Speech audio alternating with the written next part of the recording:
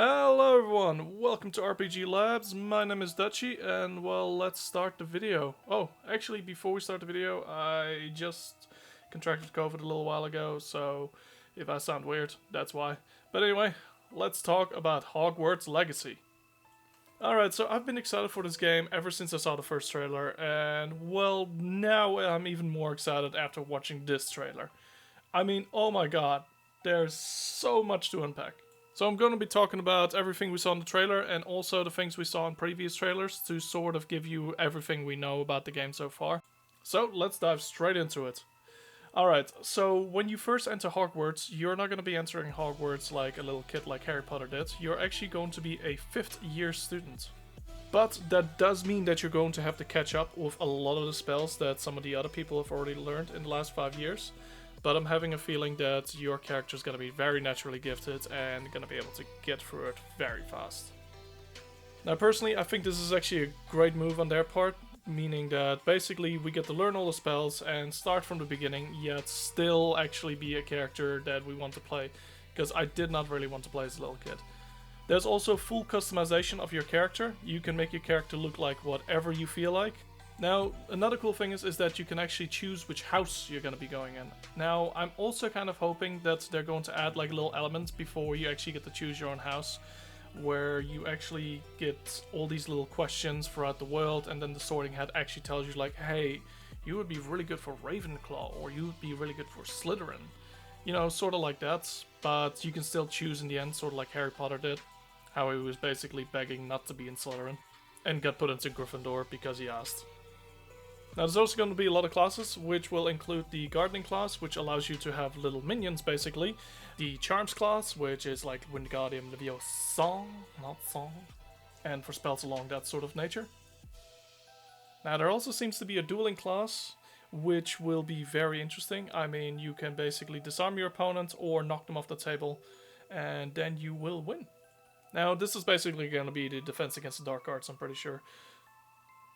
Also, it seems that you can actually hurt your opponents in this, so you might want to watch out. There's also going to be the Potion class, which will make everything a lot easier because you can basically buff your own character to do more damage or receive less damage. Now, it would be cool if they actually bring out potions like Speed Potion that allows you to actually be a lot faster, or maybe a potion that allows you to see things in the world that you really wouldn't normally see, so you can gain access to secret areas in the game. That would be amazing. I mean, like, as you see over here, the guy literally, like, does some magic on a painting, and it basically makes a magical door appear that he can go through. Now, funny enough, even if you don't explore Hogwarts, you can actually explore outside of Hogwarts, and it is massive. Hogwarts is only a tiny part of this whole world. For example, like the town of Hogsmeade, which you probably will remember from the books or the movies, which is basically used as a hub for merchants. So you go over here to purchase everything that you need, from crafting items to wands to clothing and everything like that. It looks pretty cool so far. I can't wait to make my character look extremely unique. I am kind of wondering if I will be able to wear these clothing in the Hogwarts grounds, because, well, you know, you got a dress code. Now also, for you to explore the area, you can be on your broom and also a couple of fantastic beasts. And one thing I am kind of curious at is if we can fly on a dragon. Like, as you see over here, there's actually a dragon that flies past you, but I'm wondering if you'll be able to actually fly in one of them at one point. That would be amazing. Now, the room of requirements is actually a funny one. I was kind of actually expecting your house's room to be like this, but this is the main hub area for your character. So this is where you go to chillax, upgrade your items, and collect some extra supplies. This room will actually supposedly sense what you need and allow you to get as much of those items as you need. Well, there is actually a little time frame on it, so as you can see over there, it's like 25 minutes wait, which is kind of interesting. Now you can actually update this area as well with as much as you want. Like over here, for example, the guy actually started putting a plant down. But if we look at one of the other footages, you can actually see he put something down for potions, which is very interesting. Now, it's not just this inside area, you can actually go to the outside, and weirdly enough, you can place down houses and everything like that, so you can actually play your Harry Potter Sims version if you like.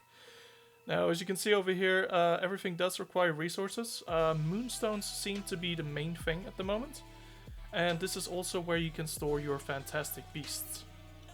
Now, just like the Fantastic Beast movie, you can basically use these guys. Wait. Okay, I just noticed that he just stole that. Okay, so this area is gonna be for these beasts. And, well, where to find them, there's a whole book about that, so maybe go read that. Nah, but joking aside, this area is gonna basically be all for the beasts. You will have to look after them. I have a feeling that you can't just capture these beasts willy-nilly, like if you just see a random one in the wild. It'll probably be more like scripted sort of events, so you'll need to find these beasts while they're maybe injured or something along those lines.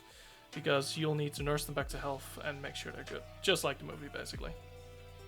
Alright, now let's move on to the companions. Now, companions have little story quests attached to them, and they also help you out in combat. Now, you can get one from each one of the houses. So, from Gryffindor, Slytherin, Ravenclaw, and Hufflepuff.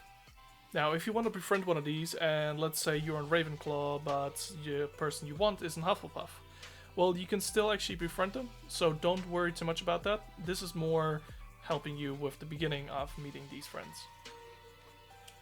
They also all have their different quirks, like this one over here is really into Fantastic Beasts, so she will probably help you out with a lot of Fantastic Beasts.